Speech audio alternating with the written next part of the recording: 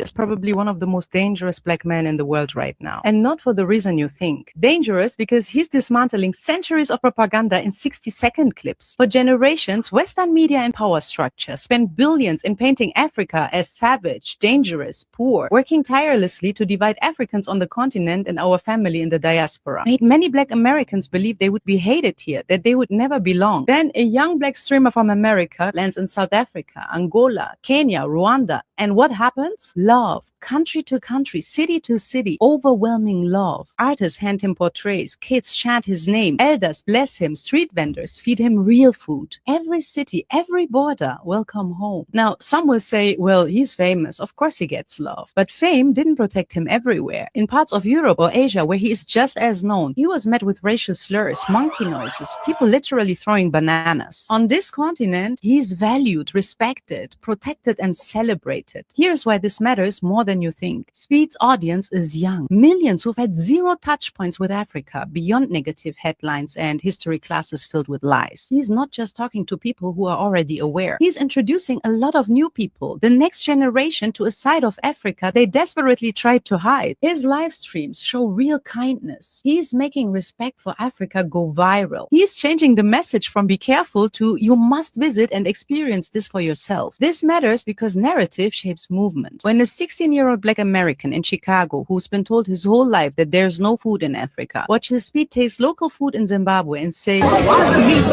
it breaks that lie in seconds. Now imagine black teens across the Americas. Watch how people on the continent embrace Speed like a cousin. Something shifts fundamentally. Maybe Africa isn't just struggle. Maybe Africa is me. And that's the danger. Dangerous to a long-running story that kept many away from the continent, away from its people, talent, and opportunities. Once you witness the love and feel seen, the old script stops working. You start planning trips that will build bridges, lead to real meaningful relationships, cultural projects, and business ideas. That means money, skills, and attention flowing toward African cities, not away from them. I left Germany behind and built a new life in Africa.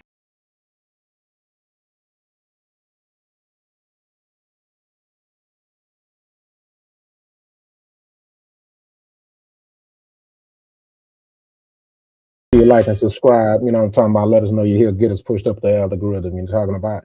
Also, don't forget to join the membership, you know what I'm talking about. We're gonna give you some free merch when that comes out, so make sure you join. We got to show you support us. We got to show us that you support us, you know what I'm talking about.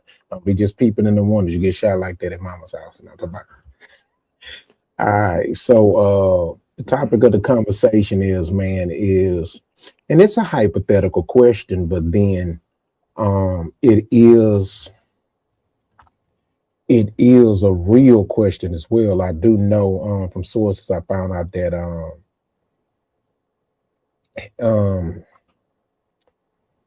when he was doing the European tours, or I'm gonna say the non-African tours, he was dealt a lot of racism, especially the European countries. Mm-hmm. They called him monkey. Yeah. Put bananas in his face. They actually assaulted him in Algeria at the soccer game, the same game where they assaulted the Senegalese players who won the AfroCom Cup.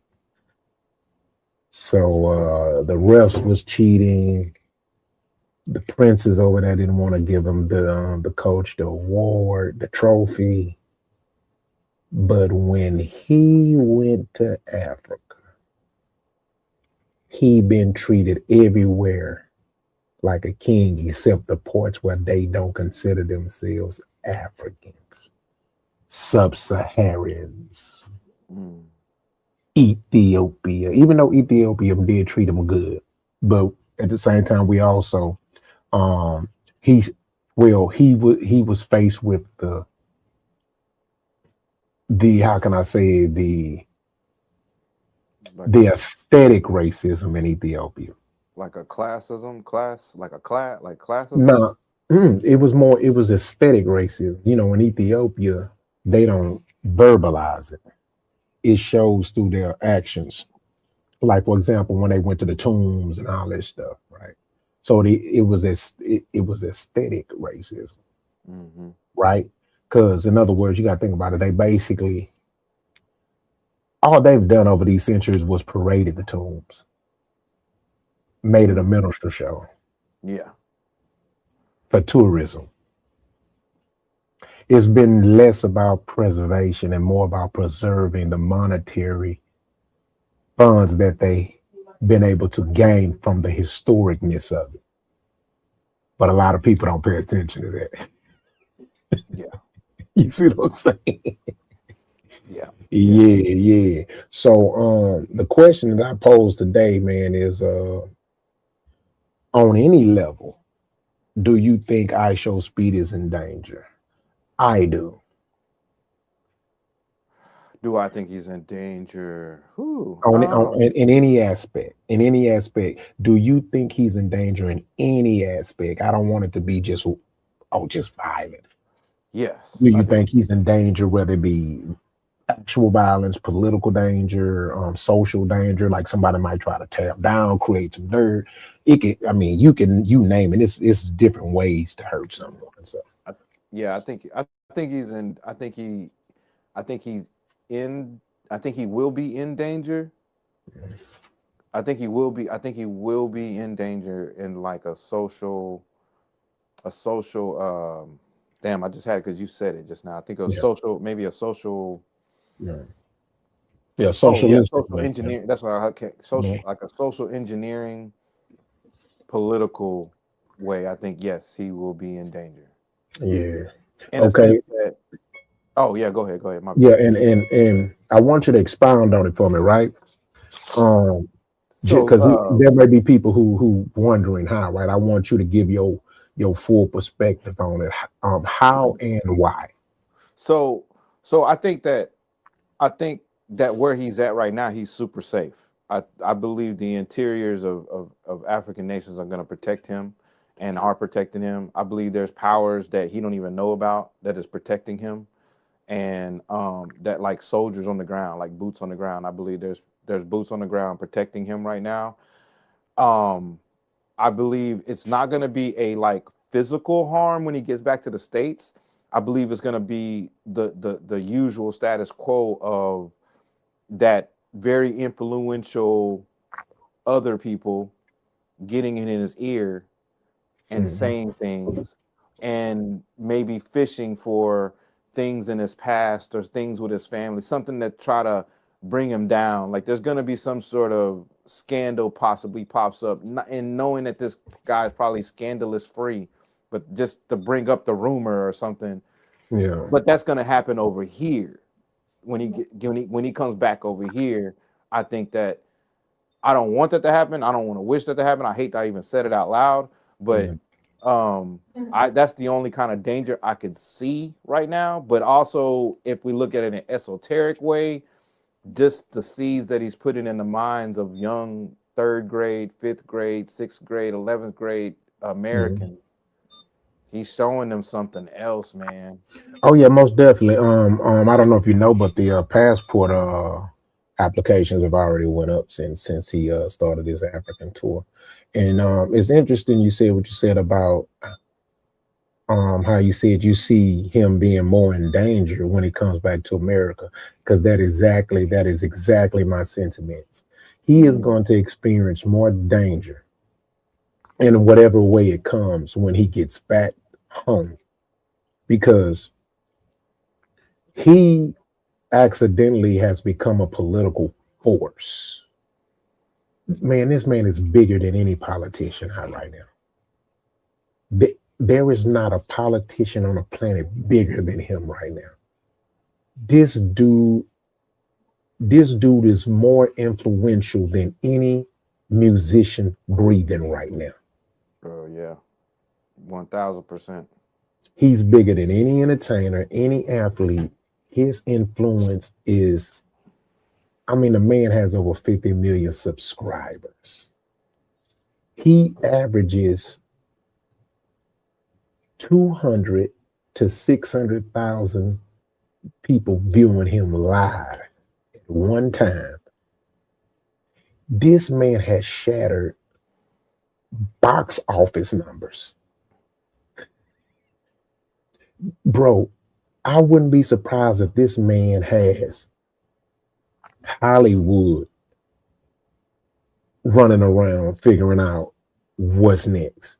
Because, I mean, you got to think about it. Stranger Things, they paid, what, 500 to 600 million for the new season. Mm-hmm. Diddy beat him out for a fraction of the cost.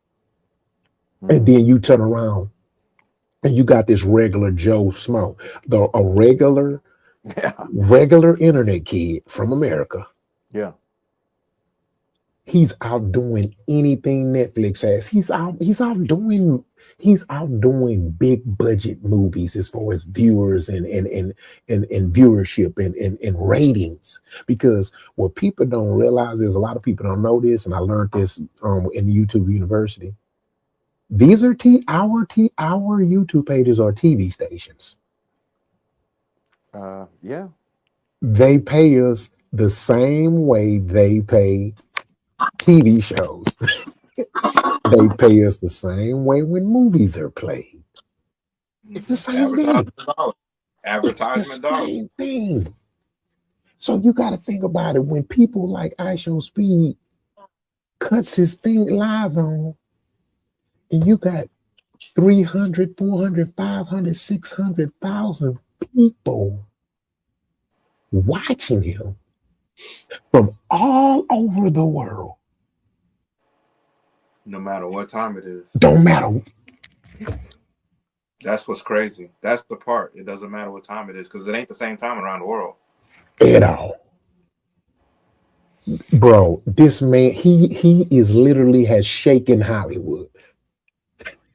Yeah, this just streaming is real, guys. It's real. When they started hating on it, like for a brief second, for 6 months, I was like, thumbs up, thumbs up. All of a sudden, streaming is horrible now. Okay, they don't want this in. Yeah. You know, they were big headed. They thought they were the big boys. They didn't think nothing can outdo them. And well, to me, and I say that in a respectful sense, right? Because you got to respect Hollywood, right? But I'm saying it in the sense of,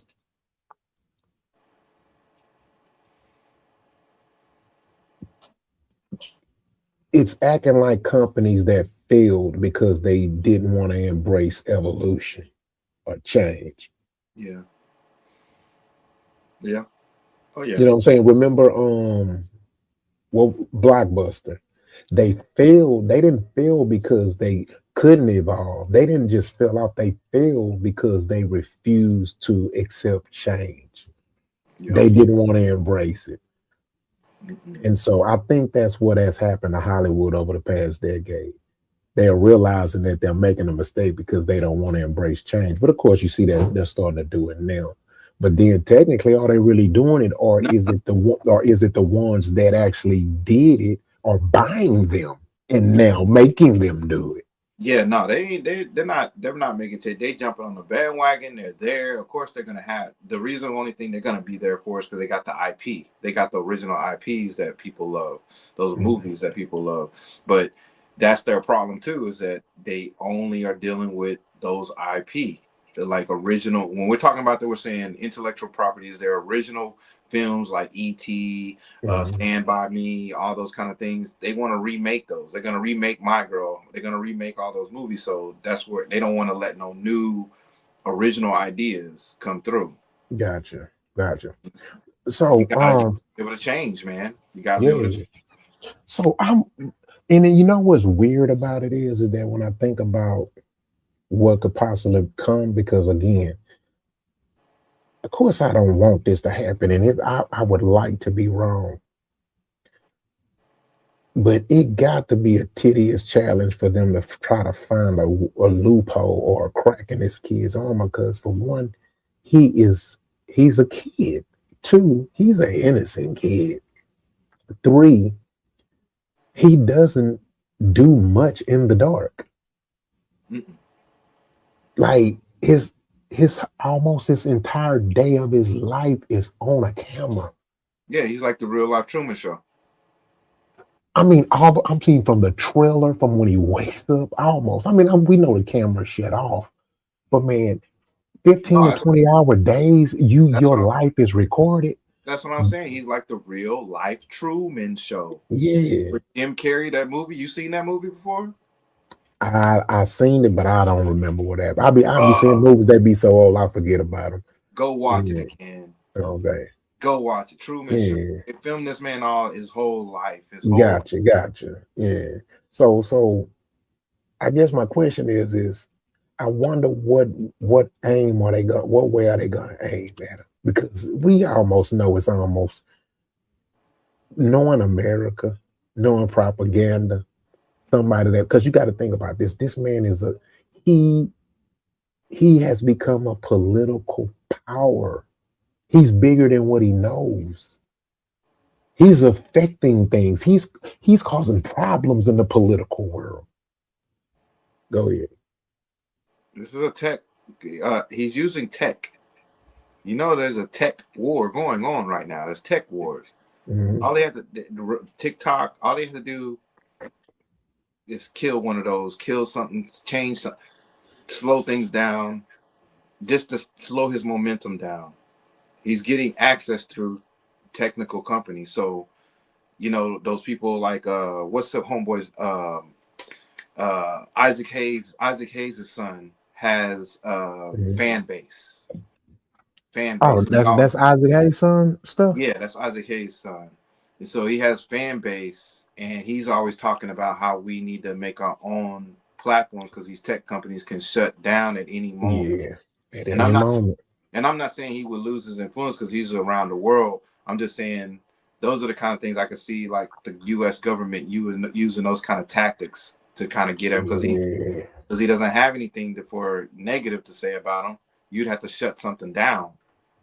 You'd have to slow something down. Gotcha. That's the only thing I could think of, you know.